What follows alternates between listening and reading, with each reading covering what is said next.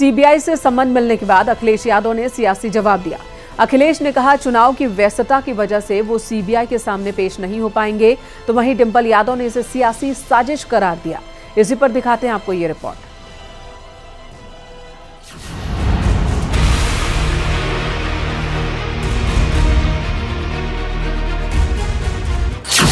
उत्तर प्रदेश में सियासी बिसात बिछ चुकी है।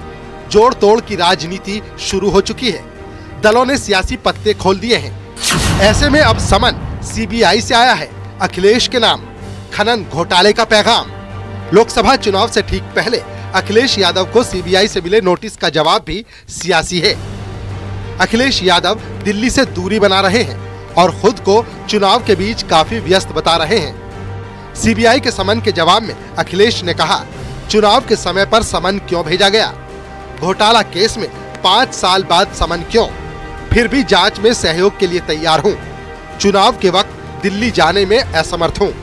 वीडियो कॉन्फ्रेंसिंग से पेश हो सकता हूं।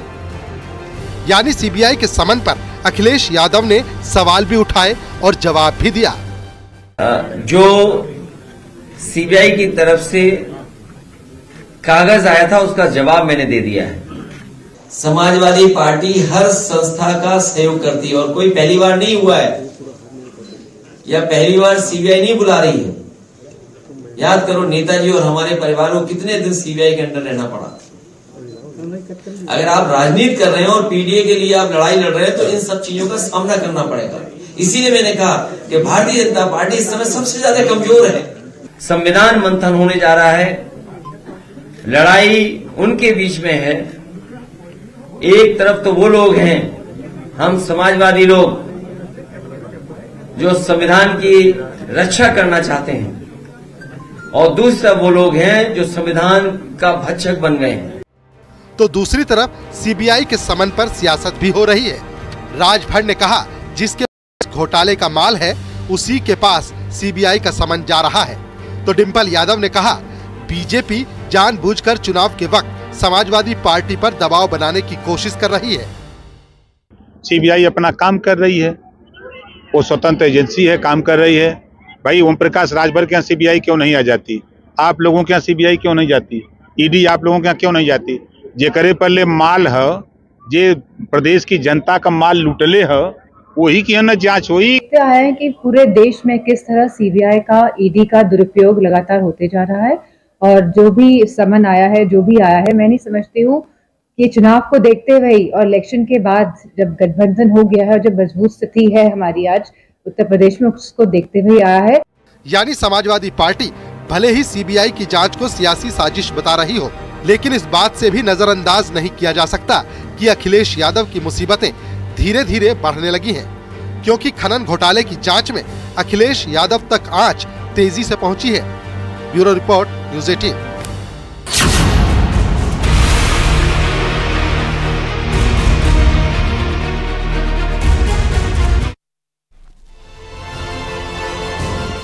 इधर समाजवादी पार्टी के विधायक मनोज पांडे परिवार के साथ अयोध्या पहुंचे। मनोज पांडे ने रामलला का आशीर्वाद लिया।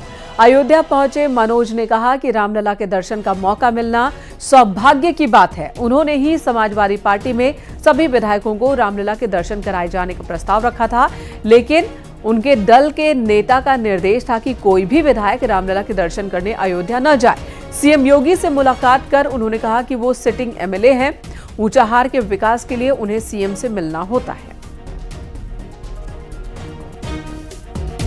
मैं अभिभूत हूँ, मेरे लिए अकल्पनीय है और मेरे लिए बहुत सौभाग्य का विषय है कि आज भगवान प्रभु का दर्शन का अवसर हमें प्राप्त हुआ है। और मेरा मानना है कि भारत में रहने वाले, भारत से बाहर रहने वाले हर सनातनी और हिंदू के लिए इससे सौभाग्य का कोई क्षण नहीं हो सकता।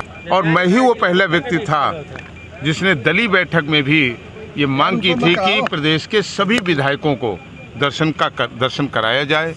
लेकिन ये दुर्भाग्य था उस समय कि मन महसूस करके हम सबको रुक जाना पड़ा।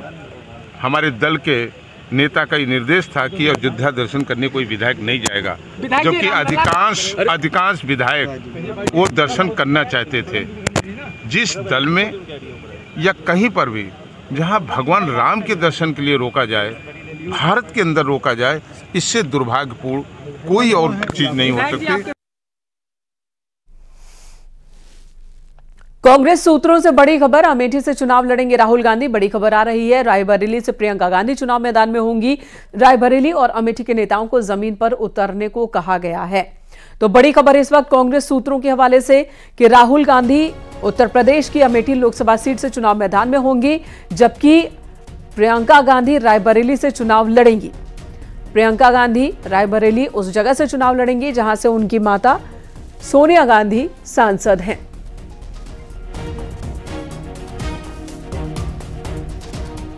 इधर दिल्ली में यूपी बीजेपी कोर ग्रुप की बैठक जारी है। यूपी सदन में हो रही इस कोर ग्रुप की मीटिंग में यूपी चुनाव के प्रभारी मौजूद हैं।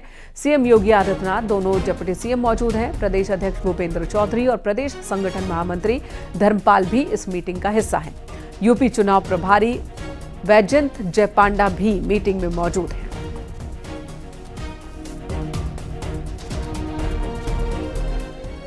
पवन गौड़ हमारे सहयोगी इस वक्त फोन लाइन पर मौजूद है। पवन, मीटिंग की शुरुआत हो चुकी है, सभी लोग पहुंच चुके हैं।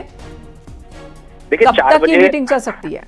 देखिए, 4 बजे इस बैठक की शुरुआत हुई है। तमाम जो यूपी बीजेपी कोर ग्रुप के जो नेता हैं इस बैठक में शामिल हैं। अगर बैठक की समय की बात करें तो तकरीबन 2 घंटे तक ये बैठक चल सकती है, क्योंकि आज जो केंद्रीय चुनाव समिति की बैठक होनी है उसमें यूपी में जो 14 सीटें हारी हुई हैं उन पर फाइनल मोहर लगनी है। उसके साथ साथ जो कमजोर सीटें हैं उन पर भी मोहर लगनी है। उसके अलावा पश्चिमी यूपी की कुछ और सीटों पर भी मोहर लग सकती है, क्योंकि पहले फेज में इधर उत्तर प्रदेश में चुनाव होना है पश्चिमी यूपी वाली साइड में, तो ऐसे में कुछ और सीटों पर भी मोहर लग सकती है। तो 20 से ज्यादा सीटों पर आज केंद्रीय चुनाव समिति की बैठक में फैसला होना है। तो उससे पहले जो है जो यूपी बीजेपी कोर ग्रुप है उसकी बैठक अपनी चल रही है। एक एक सीट पर जो पैनल तैयार हुआ है उस पैनल में लगातार मंथन चल रहा है। उस पैनल को असेंबल किया जा रहा है कि कौन कौन सी सीट से कौन कौन से प्रत्याशी हैं, हारी हुई सीटों पर क्या इक्वेशन है। क्योंकि पिछले शनिवार को यूपी बीजेपी कोर ग्रुप की बैठक केंद्रीय नेतृत्व के साथ हुई थी, उसमें केंद्रीय गृह मंत्री अमित शाह भी शामिल थे, बीजेपी अध्यक्ष जेपी नड्डा शामिल थे, तमाम जो नेता थे वो भी शामिल थे। तो उन सबके साथ चर्चा हुई, चर्चा करके एक पैनल तैयार किया। आज उस पैनल को लेकर यहाँ केंद्रीय चुनाव समिति की बैठक से पहले चर्चा हो रही है और चर्चा करने के बाद में जो उस पैनल को फिर से केंद्रीय चुनाव समिति के सामने रखा जाएगा और उस पर एक एक नाम पर आज फाइनल मोहर लग जाएगी। यानी कि उत्तर प्रदेश से आज 20 से 25 सीटों पर फाइनल मोहर लग सकती है। जी, तो 20 से 25 नामों पर मुहर लग सकती है। क्या ये नाम हाल फिलहाल सामने भी आ सकते हैं? इस पर नजर बनाकर रखनी होगी। धन्यवाद पवन इस वक्त पूरी जानकारी देने के लिए। अलग अलग राज्यों के कोर ग्रुप की बैठक दिल्ली चल रही है और इसी के तहत यूपी कोर ग्रुप की बैठक दिल्ली में चल रही है। उत्तर प्रदेश में 80 सीटों की फाइट अब और ज्यादा जबरदस्त हो चुकी है, क्योंकि बड़ी खबर यह है कि असदुद्दीन ओवैसी की पार्टी AIMIM ने यूपी की 7 सीटों पर चुनाव लड़ने का ऐलान किया। अखिलेश यादव की संभावित सीट आजमगढ़ पर भी, आजमगढ़ जहां से अखिलेश यादव चुनाव लड़ सकते हैं, वहां से भी AIMIM प्रत्याशी उतारेगी। शिवपाल यादव की बदायूं सीट पर भी पार्टी प्रत्याशी उतारने की तैयारी में है। वहीं प्रोफेसर राम गोपाल यादव के बेटे की सीट पर यानी कि फिरोजाबाद, वहां से भी AIMIM चुनाव लड़ सकती है। चंबल, मुरादाबाद, अमरोहा, मेरठ जैसी मुस्लिम बाहुल्य सीटों पर चुनाव लड़ने का ऐलान AIMIM ने किया है। यानी ओवैसी के यूपी आने से कई सीटों पर इंडिया गठबंधन को चुनौती मिल सकती है। इसी पर आपको एक रिपोर्ट दिखाते हैं कि कैसे मुस्लिम बहुल इलाकों में वोटों का बंटवारा हो सकता है AIMIM के आने से। जन्म से हम सनातनी भारतीय, हम जान चुके हैं कि तुम बीजेपी को नहीं रोक सकते।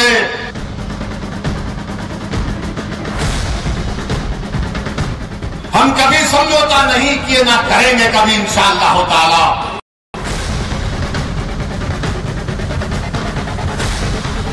कितने चुनाव हारेंगे अखिलेश यादव समाजवादी पार्टी? आप तो 4 चुनाव हार चुके हैं।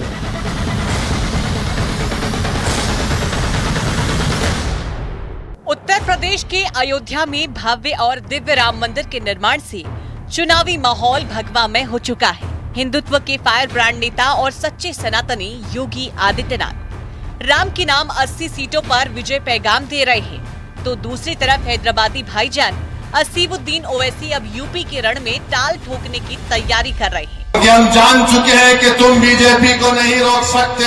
लोकसभा चुनाव को 80-20 में कन्वर्ट करने की प्लानिंग के साथ ओवैसी यूपी में सीट टू सीट मार्किंग कर रही है। उन सीटों की पहचान कर रहे हैं जहां मुस्लिम मतदाताओं की तादाद अच्छी खासी है। ओवैसी इसी कनेक्शन को जोड़ने के काम में लगे हैं। उनकी नजर 20% मुस्लिम वोट पर है और निशाना इन गठबंधन के सियासी दलों पर। और भी कई पार्लियामेंट की सीट पर इंशाअल्लाह ताला हम सोच और विचार कर रहे हैं, क्योंकि हम जान चुके हैं कि तुम बीजेपी को नहीं रोक सकते।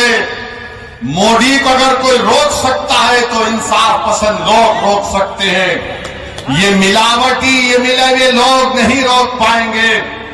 ये कभी भी किसी भी कीमत पर आपका सौदा कर जाएंगे।